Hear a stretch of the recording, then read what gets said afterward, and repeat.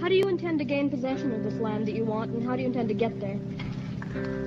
It's a contribution that the black man made in this country, which amounts to 310 years of slave labor, for which we have never been given a dime or a cent, places a burden upon the American white man today for which the government should pay. Since we cannot live in peace together, mixed up on this continent, the alternative to that solution is to divide a separate part of this country into which our people can migrate, and in which the government again should supply us with the machinery and the tools necessary to establish our own independent society and our own independent country. And in this way, it will be creating a solution that the black man himself, our people ourselves, can bring about if we have that capability. And for your clarification, because this has been brought up, some people say, well, why should the government do this? If this government can send billions of dollars to communist countries like Poland and Yugoslavia, and to neutralist countries in Asia and Africa who have never made any contribution whatsoever to the sum net worth of this economy and country, and at the same time, this government feels that it is too much to set about something real to solve the problem for the slaves who made a greater contribution even than your people did, why the government doesn't even deserve to continue to function as a government. What land is available that's not already possessed by others?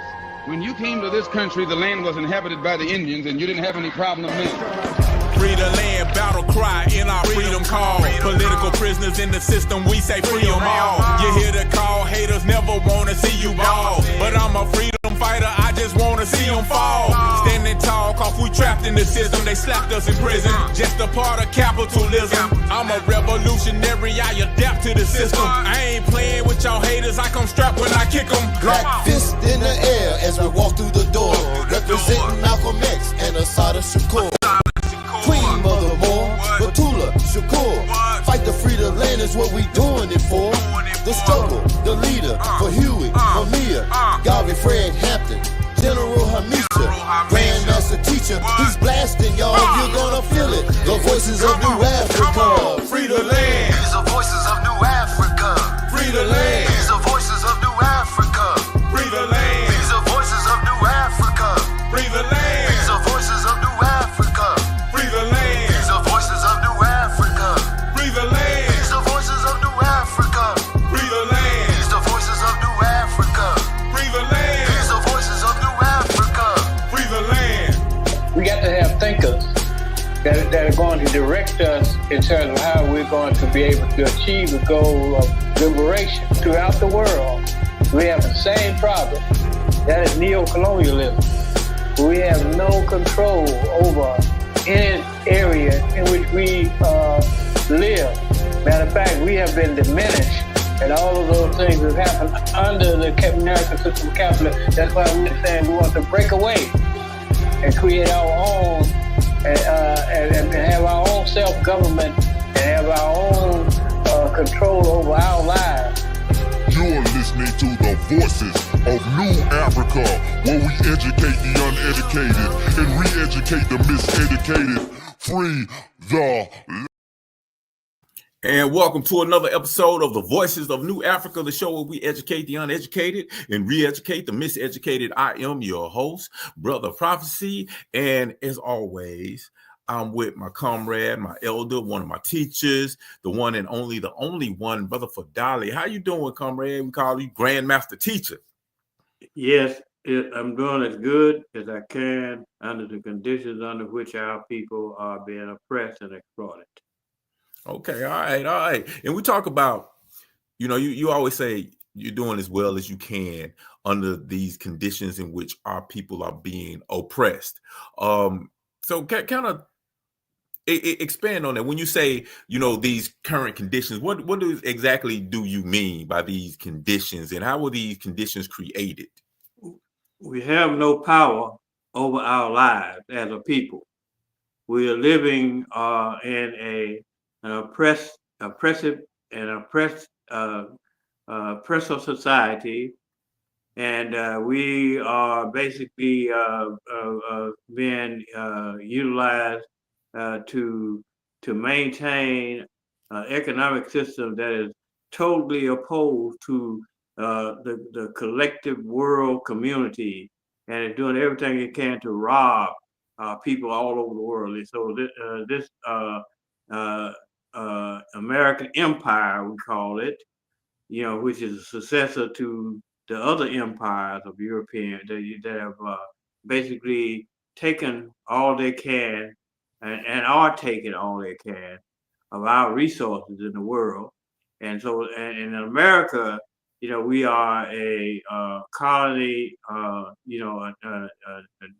being ruled by a oppressive state. And this oppressive state is a settler colony. It is the worst kind of colony because it did everything it could to eliminate any kind of struggle. And it's all settler colonies have lynchings and all kinds of methods of eliminating leadership potential of the people. And so therefore, we are organizing as a people, and we are doing those things that we think is necessary, and we are making the analysis that must be made so that we can awaken our people and other oppressed people in the world that there's a struggle here, right here, for land and all other kinds of things that we deserve as a people, and reparations, is a main goal in terms of being able to do that. But we understand that it would never occur under the conditions under which we exist today, because we have no power. We don't control anything of any work in these countries such as the United States and the so-called NATO countries and the West, what they call the West. And so, therefore, that's why we say that, because we haven't given up. We're continuing to struggle. We're continuing to organize. We're continuing to try to pull collective people together to try to take control of whatever turf or whatever that we can. And but at this stage, we have no power. We do not rule over ourselves. And others are ruling us right now and make a decision for us. Exactly. Before we jump into the program, first of all, I want to thank everybody for tuning in. If you joining us now, just tuning in, make sure you drop a comment, drop a like, tell us your name, who you are, so we can converse with you. We call this the Voices of New Africa, but it's not the voices of Brother Prophecy and our Grandmaster Teacher. It's the voices of all of us. So join the conversation so we can have a true back and forth dialogue, and and really address the needs of the people. But we got a lot of things that we want to get to today. And I guess we always start the show off with something called Around the World in Black Again. Live from Ida B. Wells City, spanning from Africa, Asia, all the way to the United States of America. This is Around the World in Black Again. It's the news, y'all, what's going on? It's the news, y'all, what's going on? It's the news, y'all, what's going on? It's the news, y'all, what's going on? And it is August 31st, the last day of August. And unfortunately, most of August, we haven't been on the air. So we really haven't did a proper job of really addressing and highlighting this thing that happens every August called Black August. Now, what Black August is a month-long observance of really the resistance movement in America far as African people are concerned. It was something that was started within the prison system in many ways as an acknowledgement and honoring of courageous acts from individuals like George and Jonathan Jackson, the individuals who gave their lives in the plight for the liberation of our people, and which started in the prison system, but it later spread it out, and it's something that we like to observe and commemorate every August. And it's basically a month long where we do things like we fast, we train, we study, we reflect, we strategize, and we really highlight many of the examples of resistance that happened in the month of August, because something about August is something about August where you just have, example after example of African resistance against this system of oppression. You have Marcus Garvey being born in August. You have the Haitian Revolution, which was started August 21st. You have Nat Turner Rebellion, August 17th. You have so many examples of things that happen in August. So, really, we like to use the month of August to kind of refresh our struggles, our strategy, and whatnot. So what do you think? What's your perspective on Black August, or anything you want to, Okay, add? so August. Okay, so in America, if we go back to the days of the early slave revolts, and we find that many of them occurred, in that period of time, because it's a period of time in which you are ripe for revolution, if revolution is possible. And so consequently, so we've had Gabriel Prosser and Mm-hmm. that the different group. So like inspiration, have given inspiration, and I think even in Haiti, a lot of things happened, that led to the Haiti revolution, and a lot of people were basically impressed by that Haiti was able to become the first Black republic during this period of time, and so when we talk about it, and particularly, like I say, in the Northeast, dealing with the Attica revolt and dealing with things that happened, with organizations that were created for people who were doing freeing political prisoners. And it's Mm-hmm. I neglect to say that I can't remember the names of some of the organizations that were created. I think two particular, and a husband and wife were part of creating that organization, and they were on the board of the Republic of New Africa. Okay. And but it spread to like I said, celebrating the entire month of August, because there are so many noteworthy days of people who were born in August and who became the influential in the revolt against slavery. Exactly. So, we want to make sure this is not something that we all only want to make sure that we um I don't want to say celebrate, but we participate in, but it's something that we want to educate people on, so we can, Father, educate the masses about our movement and about the struggles and about some of the things that have happened, because a lot of people are just unaware of the amount of resistance that our people have put up against this system. Sometimes you have a narrative that our people just sit back and just took the abuse and the oppression and all of the negative things that came with this system.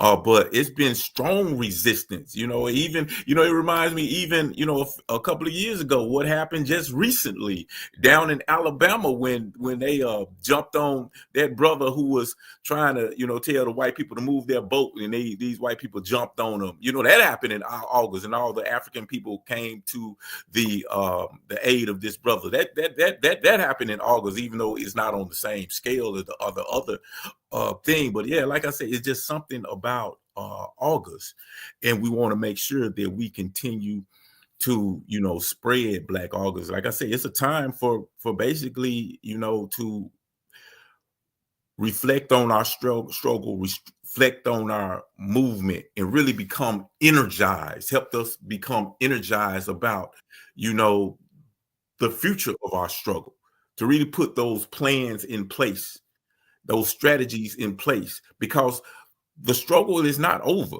A lot of times we have gotten complacent and comfortable under a system of white supremacy that we feel that, hey, everything's fine and great right now. But like you said, we're under a system in which we have no control.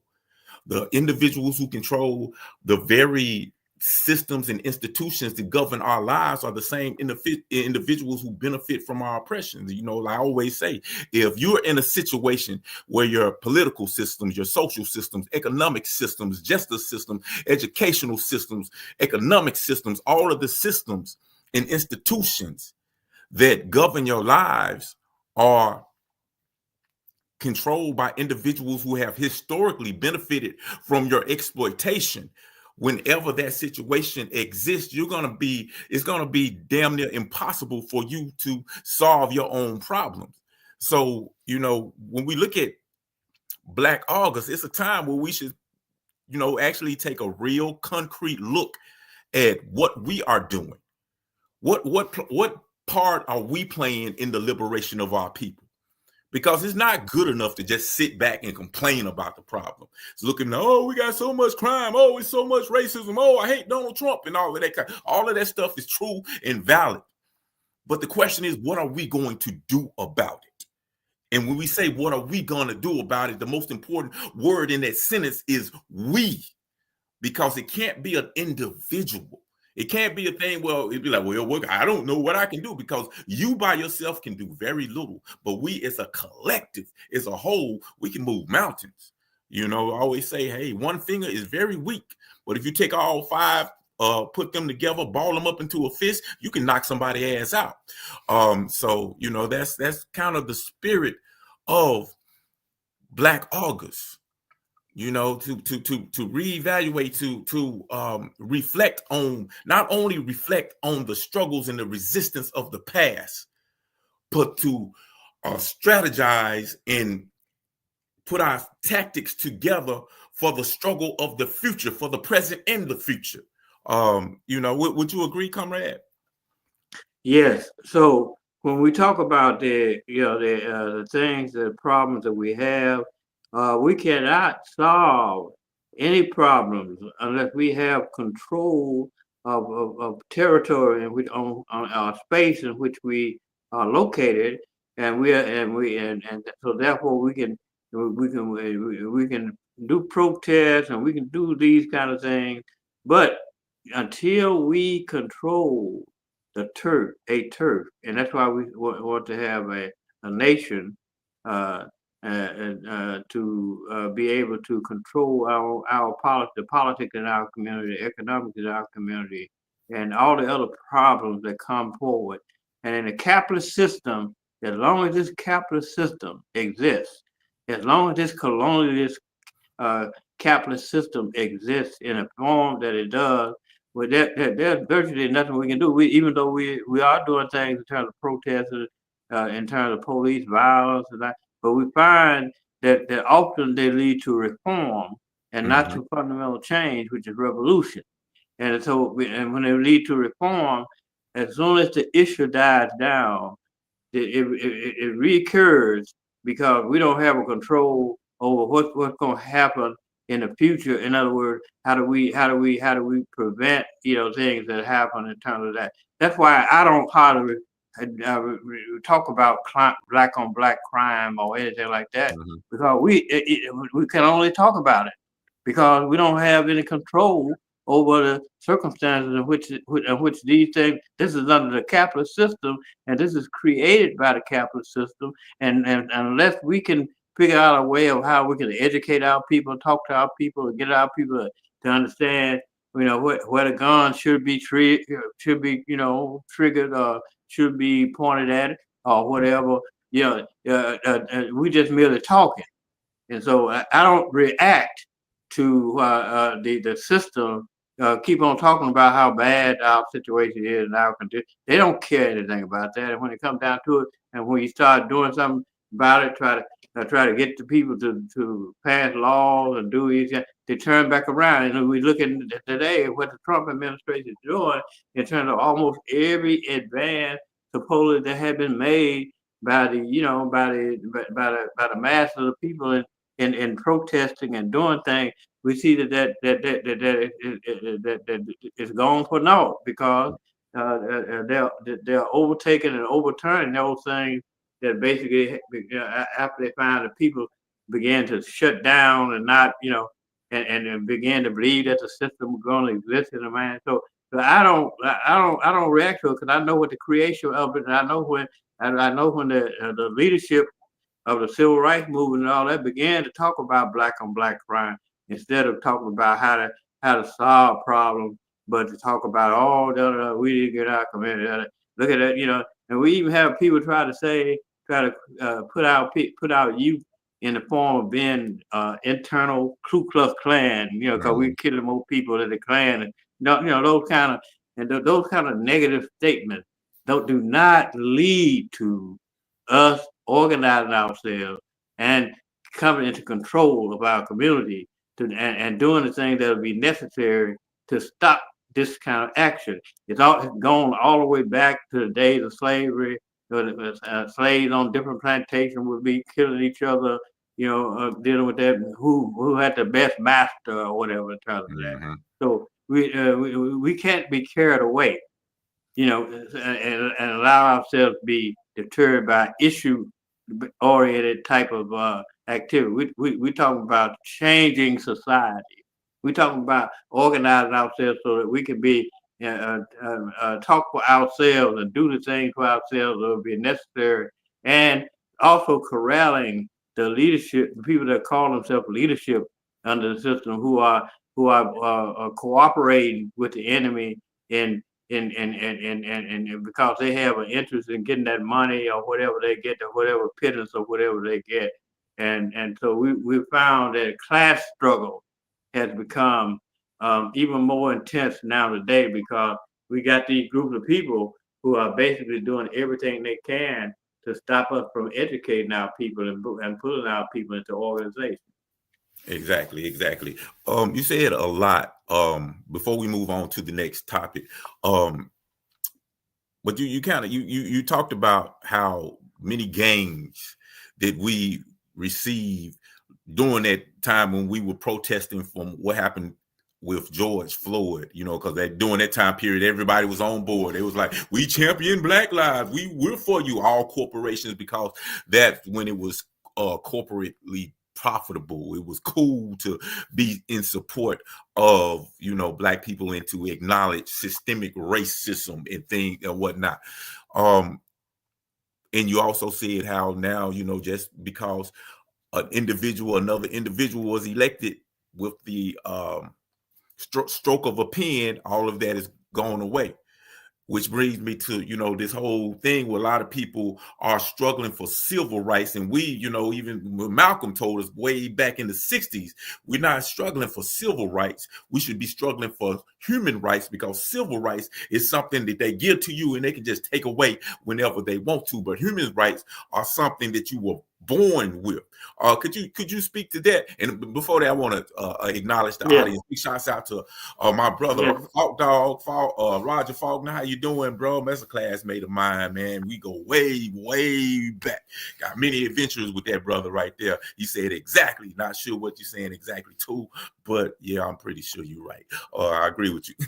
And on another note, I want to, send my condolences to one of my classmates, a brother by the name of Marcus Lewis. His mother just passed away. We was all good friends back in the day. So, if you see Marcus, tell him, he in my heart. His mother was a beautiful lady, sweet lady, and she will be missed.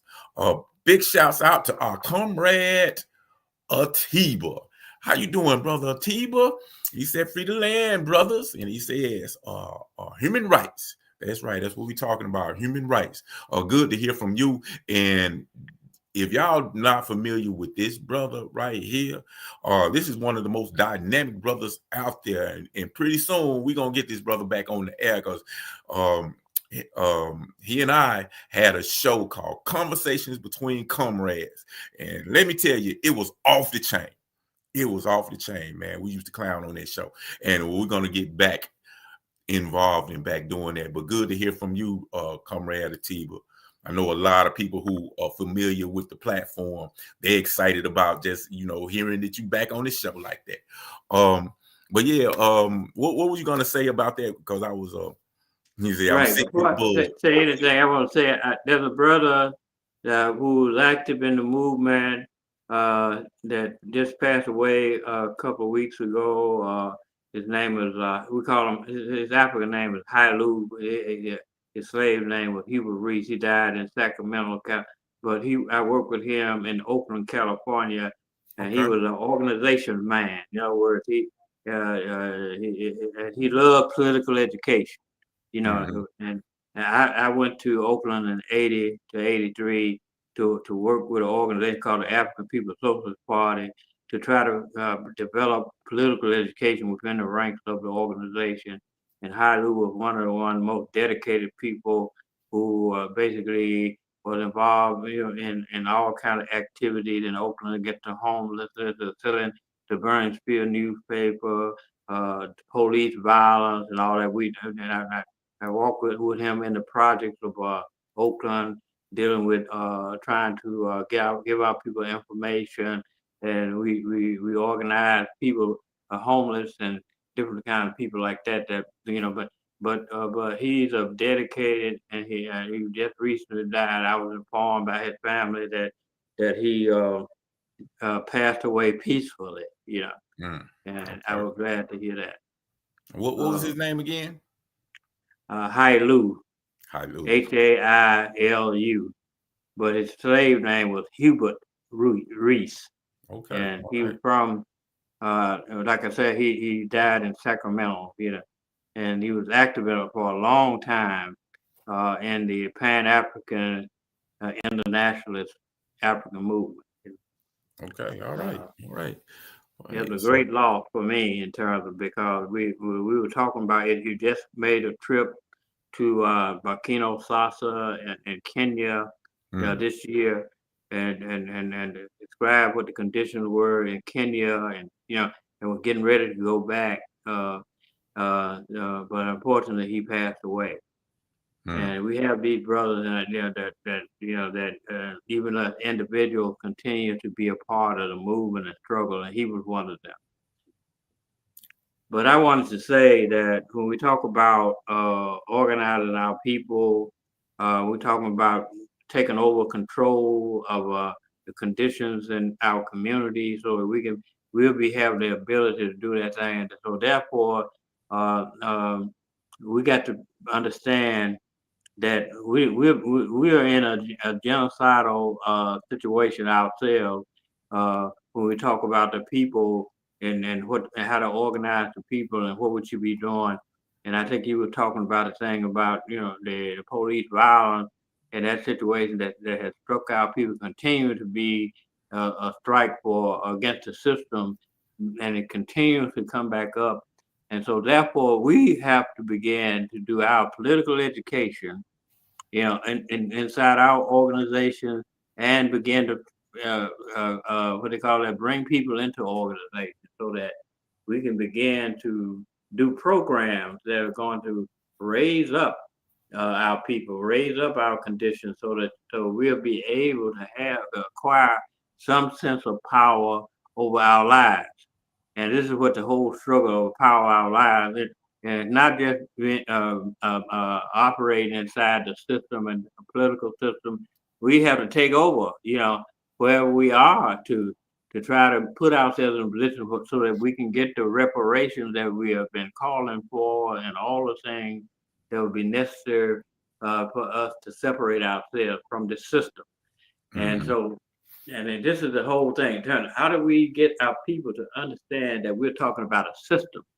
We're not talking about racism as a system. We're talking about racism as a product of a system of white supremacy that has continued to reign over, not over us here in the United States, but in the world.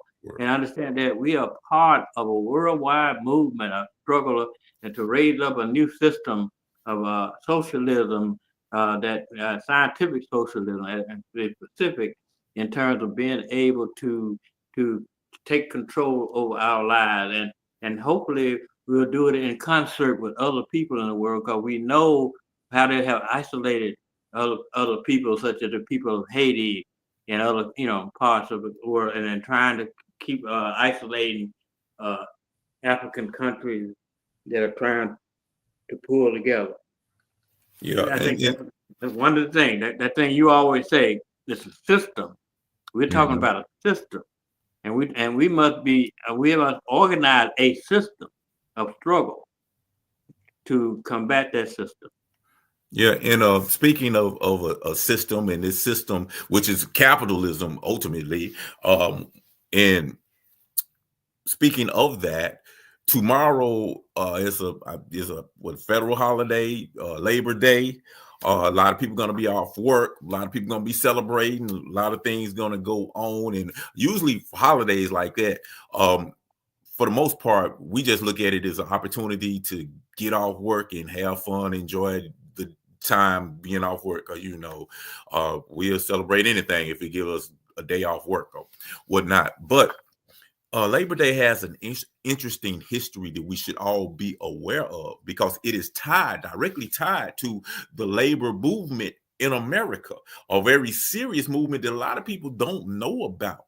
And in fact, it's actually connected with another holiday. It's called the International Workers' Day, which is actually the holiday that most people internationally acknowledge and celebrate, but in the United States they did not want the holiday in the United States to be connected with the revolutionary sentiments of International Workers' Day. But kind of bring us up to par about the history of Labor Day and its connection. Okay, so yeah, Labor Day, May Day.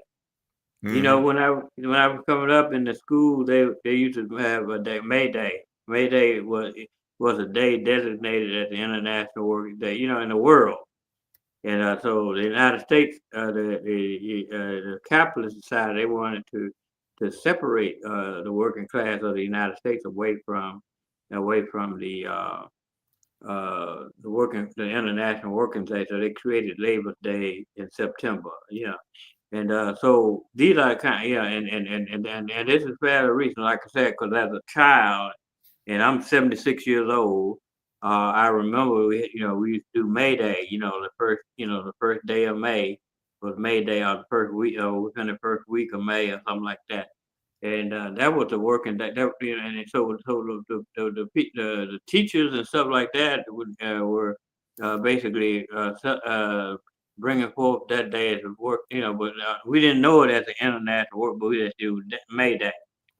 But to let you know that they despise the fact that the International Working Day came in May, and the fact that that the workers acquired 40-hour weeks and a certain amount of salary for the day or whatever. And it was a struggle back in the 1930s and 1940s, and probably even up to the 1950s, that that the workers created their own holiday. So so nowhere in the world is International Working Day being celebrated in September other than the United States, which is the citadel of capitalism.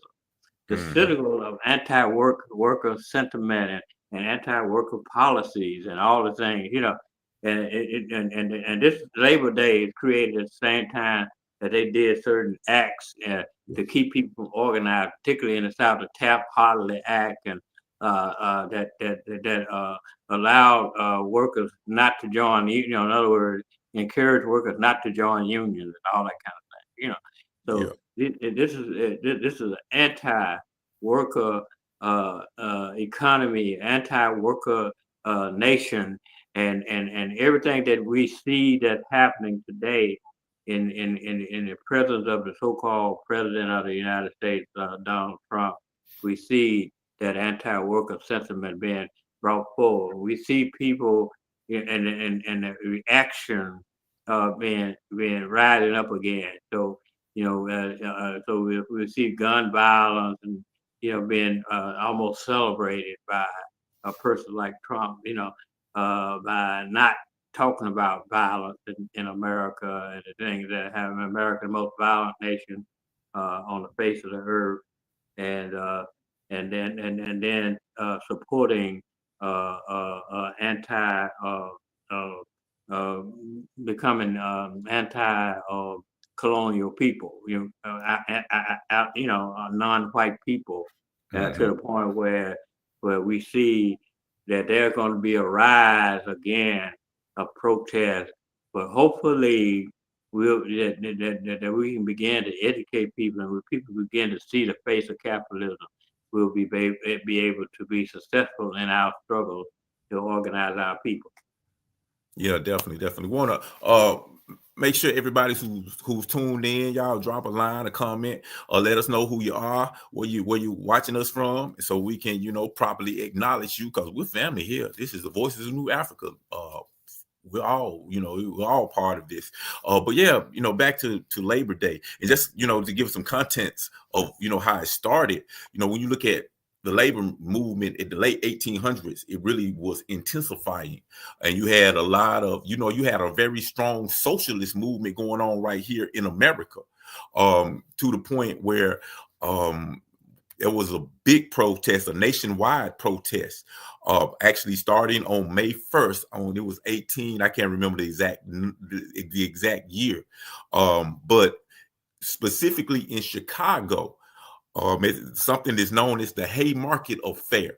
It became very violent, and the people, they stood up. It was like people got firebombed, police got killed, a lot of people got killed. And like I said, they were advocating for like an 8-hour work day and some other things, because the working conditions was ridiculous, and ultimately the violence in this particular protest is one of the main catalysts for a lot of the changes. Because one thing that I've learned, that I've just witnessed the power structure doing, is once there is a movement that becomes strong enough that where it's an actual threat to the power structure, the status quo, once your movement becomes stronger, then the system has a tendency to infiltrate it and take it over and kind of divert it and lead it into a different direction. They did that with the socialist movement in America, the labor movement, with the whole New Deal type of thing, where they gave a lot of socialist programs its response to the Great Depression. They did it when they responded to the Haymarket Affair, and really the Haymarket Affair is what they actually celebrate during May Day, May 1st, because they happened on May 1st, and every year they would come and they would celebrate that action, that revolutionary action. And when it got so intense that they decided they needed to do something to acknowledge what was going on with that movement, they created Labor Day to kind of take it away from to detach it from that revolutionary and socialist sentiment of the Haymarket Affair. And what you say, comrade? He said, I got books of political nature from the Haymarket Book Company. Okay. All right. I didn't know they had a Haymarket Book Company. But yeah. So 1848, the Communist Manifesto gave the basis for the working day and all the things, the hours of working and all that. And this is what we have to understand, that it was only in from that 1848 date that Marx and Engels, Karl Marx and Friedrich Engels, basically wrote up what they call the Communist Manifesto as a result of being a part of a Communist Party in Germany, and so from that spread the worker organizing and the labor union movement and all that began to spread. And like you said, in the 1880s, I can't think of that specific date, on a Haymarket ride where people were organizing their union and all that. So what I'm saying though is that May Day was also international. This happened internationally. It's not just happened in the United States. But the United States was where you have the greatest what they call that try to crush the move. They by arresting and killing people. And so this actually, did ultimately come into fore later on in the 1830, under the so-called New Deal. That's why the New Deal, because they were afraid that the workers were going to have a revolution because they were sparked by all these activities, anti-worker activities and anti-worker laws and all these things. And I think it's important that we acknowledge that. That's why we say we talk about socialism, to understand that these are socialist measures and stuff that were forced on the capitalist system, even though they did everything they could to minimize, exactly. this condition.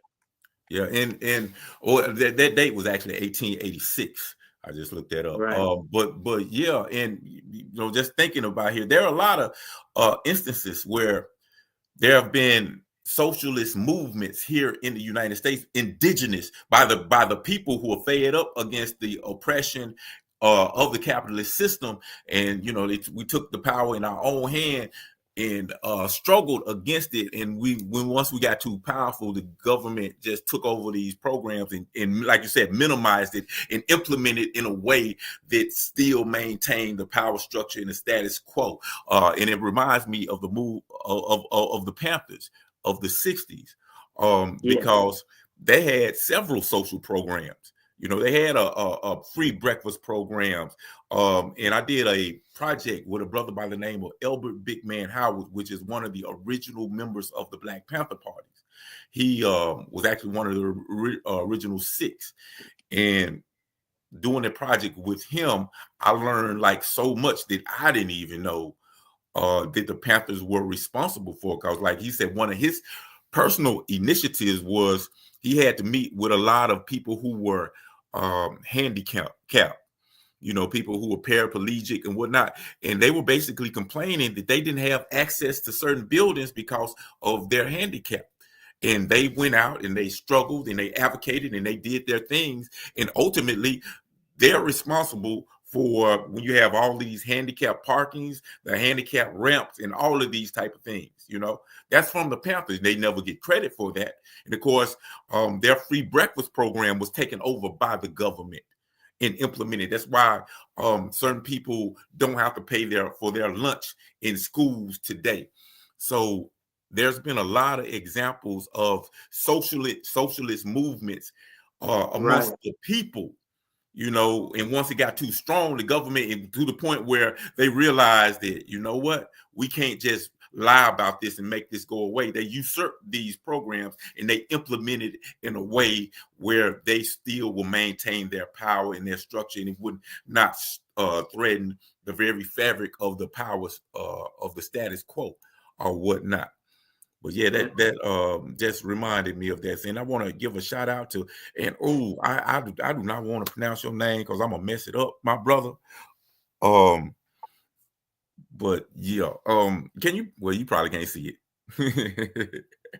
But he said this man has seen a lot of things in his life. I guess he's talking about the elder. Yes, he has. This brother is a wealth of knowledge. He said, ask the elder what he thinks about how the Black community now since all the efforts they made during his time.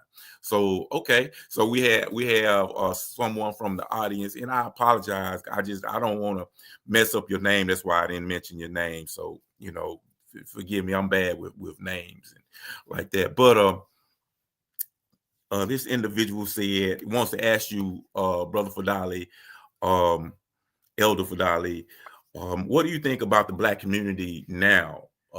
In reference to all of the struggle in which you participated in within your lifetime, what do you think about the current condition of our community today? So what now? So a brother from the audience asked, what do you think about the Black community, the current condition of the Black community today, in reference to all of the struggle that you've done in your life, where we are. Okay, so we got to understand this system. I mean, this struggle did not just pass away. Mm-hmm. This struggle was attacked by the system. We have people in prison right now that are a result of the attack. the Black liberation movement, as we knew it, was destroyed by the FBI counterintelligence program.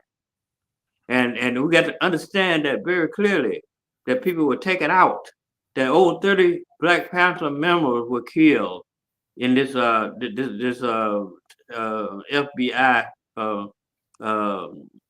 tactic. Mm-hmm. And so like if the conditions that we have today is a result. And also the youth were the spark for the movement. And the youth were made by the system to be made out to be gang. The Black Panther Party even was made out to be a gang by the system. And so that, and even today, like if you go with a Black Panther T-shirt off into to visit somebody in jail or go to court, like you got to take it. They're gonna make you take that off because they say it's a gang. It's a representation of a gang. So even today, we can see the results. But the conditions are much more terrible today. After we supposedly won all these so-called rights and stuff like that. I'm talking about the economic conditions, the political conditions, the social conditions. And so we will begin to see, but our people, and particularly our youth, have more information than they ever have had in their life. We didn't have that information. We didn't know that the FBI had the counterintelligence program until it was too late. And Fred Hampton was killed, by the FBI and all that, because he was talking about trying to do what he called a rainbow coalition of all the other oppressed people and all that. And Huey P. Newton was trying to write a book, dealing with a book called Intercommunalism, wanting to bring all the social forces together and all that. All that was destroyed by the counterintelligence program. And they created a situation by which they broke up our communities and began to make our youth think that our youth has been destructive to our community rather than constructive. When the youth in my day basically were organizing in the community and were attacking the system.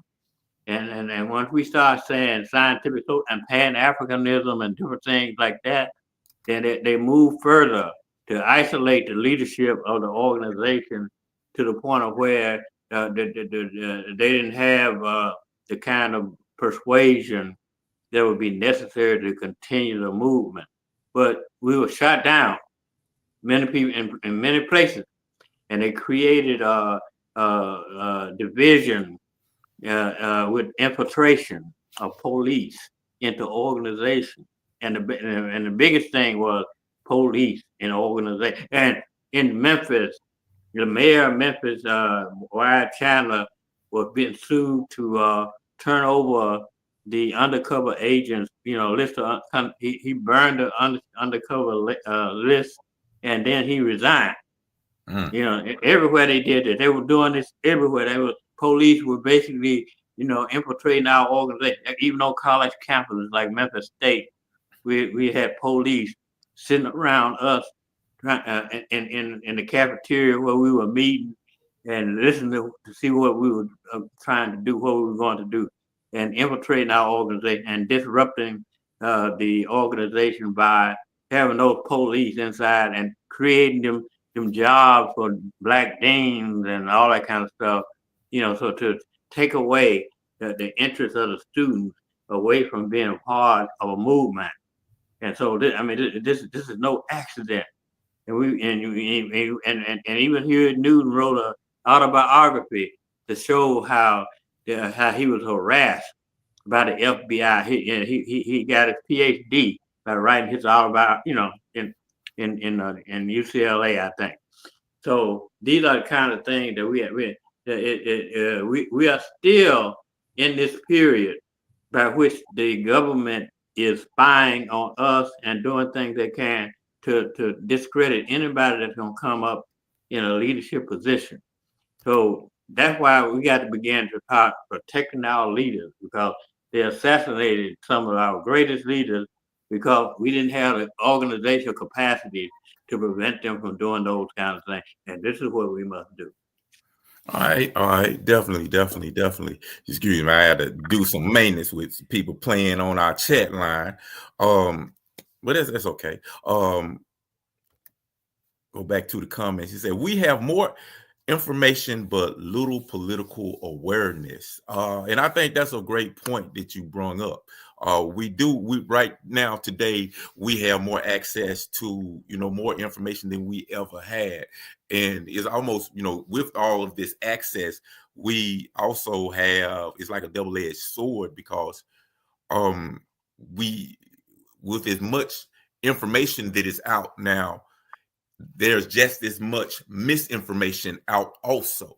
So it's kind of like saturated with information, some of it good, some of it bad. And unfortunately, here in America, we were not taught in school, in the miseducation system, how to do critical thinking. And if you don't have the ability to be a critical thinker, then what will end up happening is we just start believing anything. So, that whole access to a lot of this information is a good and a bad thing, because it's a lot of information out there nowadays that it's really terrible. Have us believing in all kind of ridiculous stuff, and it's easy to get distracted. And you'll be all up into outer space and all kind of, ideas, and you won't be focused on the concrete material reality of the day-to-day lives and the day-to-day conditions that we face every day. And if you're not in tune with what's going on in the day-to-day lives and the day-to-day reality, then you won't be in tune with the solution, with the things that we have to do, So, I mean, that's a good point. You are absolutely correct. We have access to more information than we ever have, but there is very little political awareness, and and it's actually a lot of misinformation out there also. Sister Atwater, you checking in. Good evening, brothers. Good evening, Queen. How you doing? Question. I see you've been posting. What you been going? What you got going on what did you have going on this weekend? Because I seen you post. It looked like you was. I don't know the context of where you was posting for. Give us an update of what you was going on, because you look like you had a lot of activity going on this weekend. But yeah, to my brother, I'm agreeing with you 100%. There is a lot of information out, but we have very little political awareness, and that's what we got to change. That's one of the reasons for this show. We have to educate ourselves concretely on what the problem actually is. It's easy to get captivated and wrapped up with, the racism and the white supremacy and all of these type of things. But if you don't understand the system, which are producing the system, which is producing these things, which is producing these results, then if you don't understand that, then you don't understand what you really need to be attacking. We'll get mad with the racist dude that stay down the street, that got the rebel flag running out. Yeah, I don't like him either, but that's not our focus. That's something we will probably have to deal with at some point in time, but we got to deal with this system that is producing them, because the hard reality is white people can love us to death. They can love us to death. But as long as this system is placed where you have these European people in the power structure in power, and us at the bottom, and us being the object of the exploitation of this system, then our conditions are not going to change. We got to change that power dynamic. We got to change that structure. We got to go into our community, and we got to take control over the institutions that control our lives. We got to have our own schools. We got to have our own hospitals. We got to have our own banks. We got to have our own security forces. We can't keep complaining about how bad the police are. We got to do something about it. We can't keep complaining about how bad the school systems are. We got to take our children out of those miseducational systems and do something for ourselves, create something for ourselves, because we have the ability to do that. That's part of the political education in which you're talking about, brother, that we need, that we have to have. And that's, part of our mission statement right here at the Voices of New Africa. We're here to educate the uneducated and re-educate the miseducated. I'm losing my voice, excuse me. But yeah, you want to add to that? Yeah, I think it's our job to teach people critical thinking. It's our job. The enemy's job is not to teach people critical thinking. It's our job to teach, and it's our job to come together, organize, and do these things. And we can weed out all whatever misinformation that is out there because we're doing critical thinking and we're teaching critical thinking. And when we're dealing with institute and control, either control these institutions they call schools or whatever, or we'll destroy them so that they won't be able to do that, do the things that they're doing to our children. And so, but we're not going to be able to educate our children while this system exists. Exactly. We will not. I mean, we'll be having wishful thinking to think that we're going to have that each parent is going to be able to deal with their child or whatever, because these are institutions. And they are influencing whole community and whole thing. And so, therefore, we have to understand that if they're not going to exist in the manner that we desire, they got to go. They got to go. Because they're doing so much damage, and we're sending our children to these places. You know what I'm saying? And so, therefore, unless we can control them ourselves as a community and do it from that level, it cannot be done on an individual level. Like I hear people talking about their children, they're going to take them out of school and do homeschool and all that. It's only so much homeschooling that you're going to be able to do that is going to be allowing our people to operate in a society, in a world in which we live. So therefore, we have to forward ourselves to revolution. And ultimately, I'm just saying, but we know that we are not the only people. As long as we understand, we are not the only people that are suffering these conditions. And we begin to ally with the other people who have the same condition we do, and begin to say, how do we get control of community and put our community together and have programs and all that. Very much in a way where you see these so-called these big old large churches, right? How they're just able to put thousands of people together in a bit. You know what I'm saying? But we got to do this in a community, and we have to have control. It cannot be have an individual thinking that they're going to be the leader and such and such. It has to be an organization. The leaders that we respect and were part of organization. Malcolm, King, and all, they were part of organization. They were part of a community. They came and arose out of the community. And so this is the kind of level that we have to begin to understand, and I love the homeschooling that the people want to do but it will not suffice to get us out of the condition that we're in. Yeah, that would be like a stepping stone. That can't be the ultimate goal. That's like a temporary solution. He said, tell the elder, the young people are trying to be hyper capitalists and every man for themselves. They don't want collectivity right now. And I understand that. Did you hear what the comment said, brother? Brother Fadali, did you hear what he said? No, what he said? I'm gonna read it again. He said, tell the elder, the young people trying to be hyper capitalists and every man for themselves. They don't want collectivity right now. And I understand the sentiment, and I understand how you can get frustrated with that, but it's really important that we don't. Okay, so they cannot be successful. They will not be successful. I don't care how hyper-capitalist you think you're going to be. Capitalism is not built on an individual wanting to be a capitalist. A capitalist, it's a class. You have to be a part of a class. And if you're a part of that class, then we got to get rid of you. But this is only going to be a small number.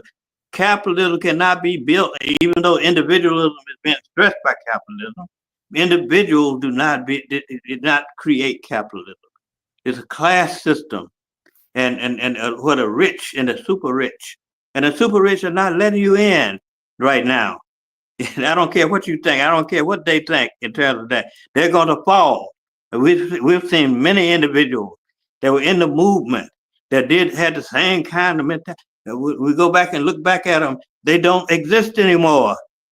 they were made failures by the system because they had a misunderstanding of how do you get power in a system and how do you do that. And so what I'm saying is there are many young people who are not hyper capitalists. There's just a few individuals that you see that are stressing themselves out, and Donald Trump has disappointed some of these hyper capitalistic youth. So we're gonna see that fall. I'm not concerned about that. The youth are going to continue to be the future spark for any activity that is going to change society. And so therefore, when we talk about collectivity, then we're not talking about just the youth themselves. We're talking about the whole community, basically pulling all the elements that need to be pulled together. Yeah, excellent point. And the brother actually said, you know, I'm just saying the things I hear out here, Elder. And yeah, we understand completely what you're saying, you know. But I would just suggest that we make sure that we don't ingest too much of the negativity, because the negativity is always gonna rise to the forefront of anything, of the media, of anything, you know, and that's kind of an unfortunate thing, but it's always going to happen. But we have to make a conscious effort to realize that, you know, we empower that which we give energy to, you know. You're always going to hear people talk about, oh, the crime, all this, the children, the youth are not all of this type, and you will never hear the positive things that the youth are doing. There's a lot of great young people who are doing some great things, but if we're focusing on all the negative, we're giving all of our energy to all of the negativity that's going on within our young people, then we're not supporting the youth. So instead of, you know, taking all of that negative energy, let's find something positive that's going to progress our movement and take us to that next level where we need to be, you know, and focus on those progressive elements of the youth and support them and raise them up. Because, you know, the negativity don't really need any more energy given to it. But, you know, I thank you for that comment. That's actually a real good comment, and it's important that we talk about this and we understand this. Sister Atwater, she said, I was in New York participating in the March on Wall Street. I met some powerful sisters and brothers. Okay, that's great. That's great. We are looking forward to hearing more about that. Speaking of, you know, of capitalism and the movement against capitalism, the March on Wall Street, prime example of that. We forgot that Al Sharpton made some of those marches this past weekend, up in New York. Okay. Yeah, Al Sharpton came out, against things that were happening. So we do have a few organizations that still exist. I think it's called a National Action, the organization called that. That out doing things. But, you know, like when we think about that, then that's why I was saying that the information is not coming forward. We did say the revolution would not be televised, computerized, or whatever you rise. Social media. So we have to we try to find activity through finding the names of organizations. And our elder just popped on. We about to get ready to get out of here. Yeah. I'm gonna be right back. Let me go put something on there. We've been talking about Black Wall Street socialism and some more stuff. So I'm gonna put something on relevant real quick, and we'll be right back right after this. Black August is a month-long commemoration honoring Black freedom fighters and acts of resistance. It started in the prison system with the honoring of the courageous acts of George and Jonathan Jackson. Today, all over the nation, African people use the month of August. It's a time to fast, train, study, and reflect on the many acts of resistance against this system of oppression. This is Black August, Moments of Resistance. Black August, Black August, Black August, Black August.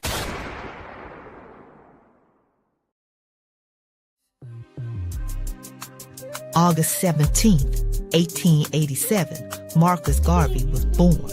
On August 1st, 1914, Marcus Garvey founded the UNIA, advancing the call for land, freedom, and independence for African people. On August 13th, 1920, Marcus Garvey created the red, black, and green flag. August 21st, 1791, the Haitian Revolution began, where enslaved Africans from Saint-Domingue in West Hispaniola rebelled against their enslavers, ultimately defeating the French, Spanish, and British colonizers, leading to the creation of their own independent black nation. August 21st, 1831, Nat Turner launched a 4-day insurrection against the institution of slavery, resulting in 51 enslavers and their families receiving Revolutionary People's Justice. This sent shockwaves through the institution of chattel slavery in America. August 7, 1970, Jonathan Jackson was murdered while attempting to liberate his brother, the great political prisoner George Jackson. A year later, August 21st, 1971, George Jackson was assassinated in San Quentin prison. August 18th, 1971, the government attempted to assassinate the leadership of the Republic of New Africa, but our people fought back. Although 11 freedom fighters were captured as political prisoners, known as the RNA 11, not one of them was killed. The same can't be said for the police. This is Black August.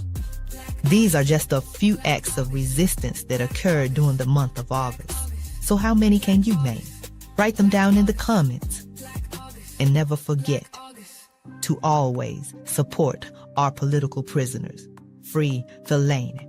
Black August 365.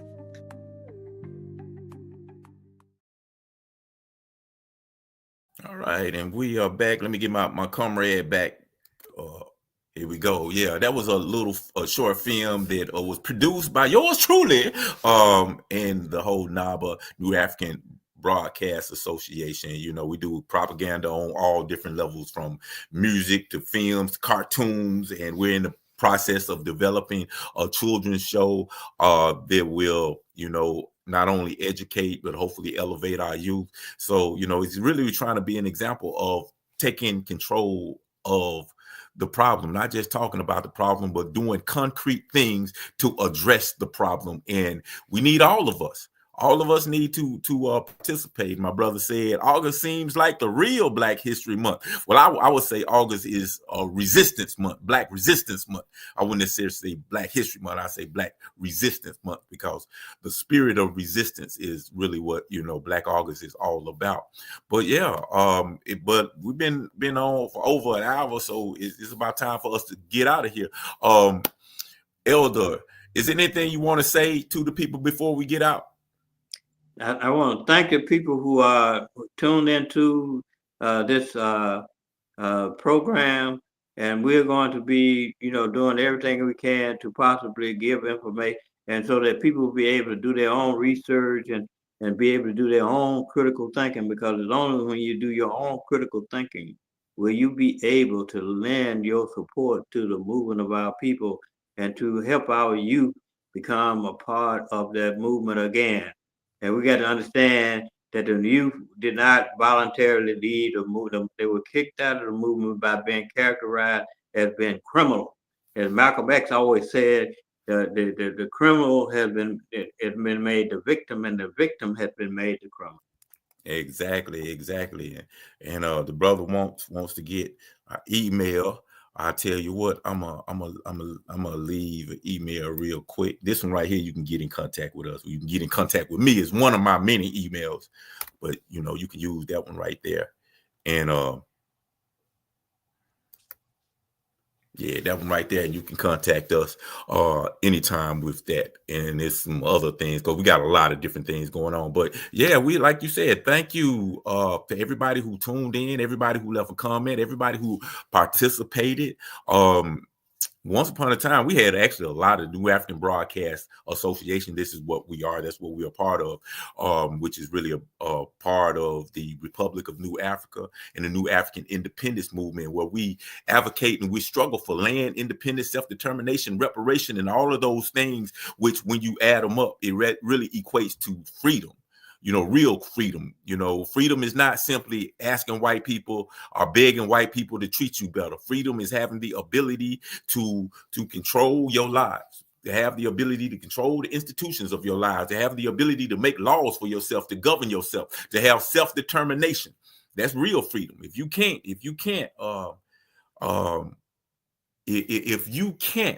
do those things, then you're not free. When something is negatively happening to your community, if the only thing you can do is protest about it, you're not free. Right here in Memphis, Tennessee, what's the billionaire? What's his name? Elon Musk, killing people. He's literally killing people down here in Memphis, Tennessee, South Memphis. Created a big, gigantic, multi-billion-dollar company, corporation, and is causing all kind of toxins and pollutions, and people are already dying. That's the thing. There have been recorded deaths as a result of what he is doing because he bypassed all of the safety measures, and he was just allowed to do it because he got money. And if the only thing we can do about that is just to have a protest and complain about it, you ain't free. So we have to have a real serious reality check about these things, brothers and sisters. Big shouts out to Michelle Humphrey, just checking in. She said exactly. I'm not exactly sure what you was responding to, but we appreciate that. Sister Cat Atwater said, revolution is thinking before you are attacked. I am glad I started my Black History Museum 40 years ago. I am not worried about no European coming to confiscate my artifacts. For the people, by the people. Oh, no doubt, no doubt. And we really got to highlight what you're doing, Sister Atwater, because you're doing some wonderful things, and more people need to know. You know, especially in the new Chicago area. More people need to know about not only the things that you're doing, but you know the things that you're advocating in the fight that you're fighting. But yeah, it's time for us to go. And like you said, man, we appreciate everybody for tuning in, for the energy, the positive energy you give. We even appreciate the haters who came in and trying to put some stupid stuff. You know, we quickly blocked them, but that's all right. We're going to have that because we understand by the laws of dialectics, there are positive and negatives in all things. And the more positive you come out, you're actually going to attract some negative too. So that's okay too. We welcome all of it. But yeah, Sister Humphrey said, Elon Musk killing our people in Memphis. He sure is. He sure is. He said most Black folks do not own themselves. So true. But that's the struggle. That's the fight. That's what we have to change. We don't just identify a problem for the purposes of talking about the problem. We identify a problem so we can save it. I mean, so we can solve it. But yeah, my name is Brother Prophecy for the New African Broadcast Association. I'm with my elder, Grandmaster Teacher, Brother Fadali.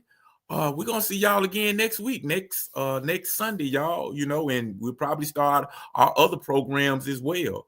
But until then, you know, we're gonna leave y'all with some of this music of the movement. This is Elf the System, another one of our initiatives. But until then, next week, y'all, free the land, y'all. Free the land, free the land. Will from capitalism.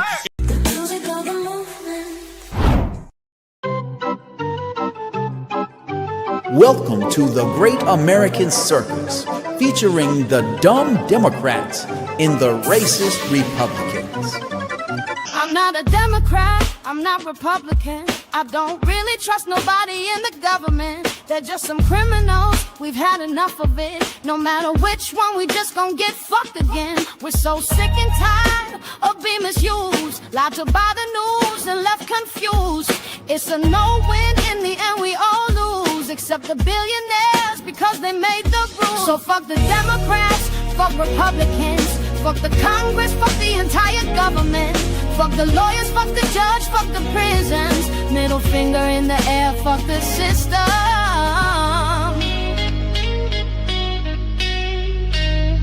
Middle finger in the air, fuck the system. Middle finger in the air, fuck the system. Middle finger in the air, fuck the system. And fuck you, and fuck being your victim. With no justice, then there's no peace. Like in WA, fuck the police. I wanna turn them chickens to a 4-piece. Cause we getting screwed, but with no grease. And we struggle to survive, always under the gun. School systems underfund, the prisons overrun. And I'm tired of that song about we shall overcome. Cause the rich get richer while we're fighting over crumbs. So fuck the Democrats, fuck Republicans. Fuck the Congress, fuck the entire government. Fuck the lawyers, fuck the judge, fuck the prisons. Middle finger in the air, fuck the system.